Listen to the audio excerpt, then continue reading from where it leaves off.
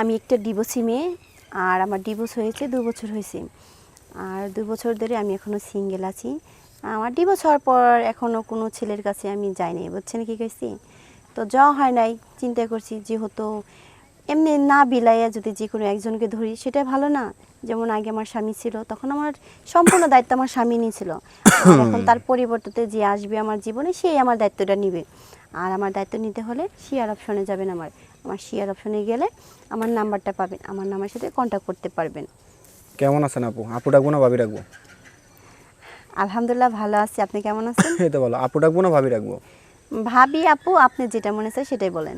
কারণ আপনার তো বিয়ে হয়েছিল সেজন্য। সেই জন্য তো বলতেছি, যেহেতু আমার বিয়ে হয়েছিল সে বলতেছি যে আপু বলেন আর ভাবি বলেন, আপনি যেটা মনে চায় সেটাই বলেন। ডান্ডা লেগে গেছে, আমি আপুই বলি, ঠিক আছে? হ্যাঁ বলেন। ডান্ডা লাগছে, খুব কষ্ট হইতেছে। তারপর আপনার প্রতিবেদন নিতে আসলাম। তো আপু, আজকে আমার এই প্রতিবেদনে কেন আসছেন? এখানে এসেছি আমার কষ্টগুলো শেয়ার করতে। কিসের কষ্ট আপনার? আমার কষ্টগুলো যে আমি একটা ছেলেকে মানে ভালোবেসে বিয়ে করেছিলাম। ওই ছেলেটির সাথে যেমন করেন 5 বছর আমার সম্পর্ক চলছে। 5 বছর পর সে আমার 2 বছর ধরে ডিভোর্স দিছে। এখন কী কারণে দিছে আমি অত কথা জানি না। সে এখন বলে আমার নাকি তার ভালো লাগে না। যখন আমি সুন্দরী ছিলাম, স্মার্ট ছিলাম, তখন সে তার ভালো লাগছে, আর এখন নাকি খ্যাত হয়ে গেছি, এখন আমাকে আর ভালো লাগে না। এখন একজন মানুষ যদি আমাকে না চায়, আমি তো তার সাথে জোর করে সংসার করতে পারি না, এর জন্য সরে এসেছি। ছেলেটা কেমন ছিল আগে যে ছিল? আলহামদুলিল্লাহ, ছেলেটা অনেক ভালো ছিল, আমার একজন মনের মানুষ বলে কথা। এতটাই ভালোবাসছি তাকে আমি বলে বোঝাতে পারবো না। ছাড়ছেন কি আপনি না উনি? না, সেই ছাড়ছে আমাকে। সেই ছাড়ছে? তার জন্য 2 বছর ধরে আমি ওয়েট করতেছি, দেখি আমার কাছে আসে কি না। কিন্তু 2 বছর পরে দেখি না, আমার সাথে একটু যোগাযোগ করার চেষ্টা করে নাই।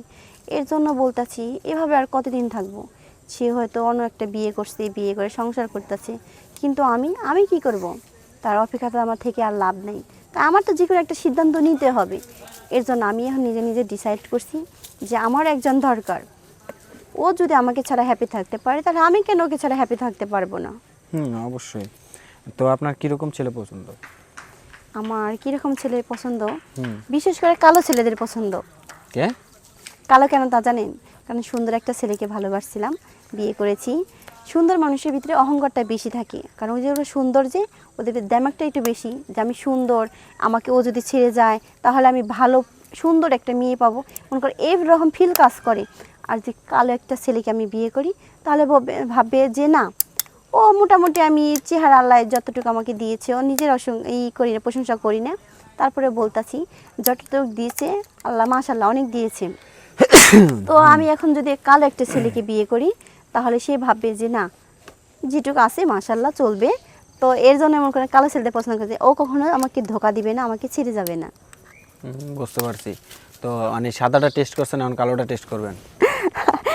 না ভাইয়া, এটা ভুল ধারণা যে সাদাটা টেস্ট করছে এখন কালাটা। শুনেন, সবই এক, ঠিক আছে?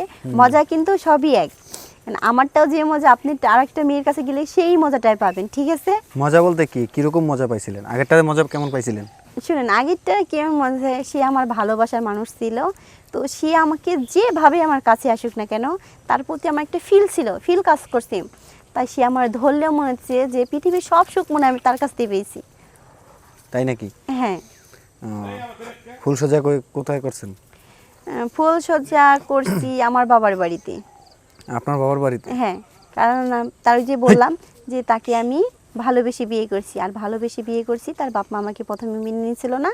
তো মনে করেন সোজা আমার বাসায় উঠছি, ওঠার পরে আমার বাপ মা একটু মনে করেন মেনে নিল না।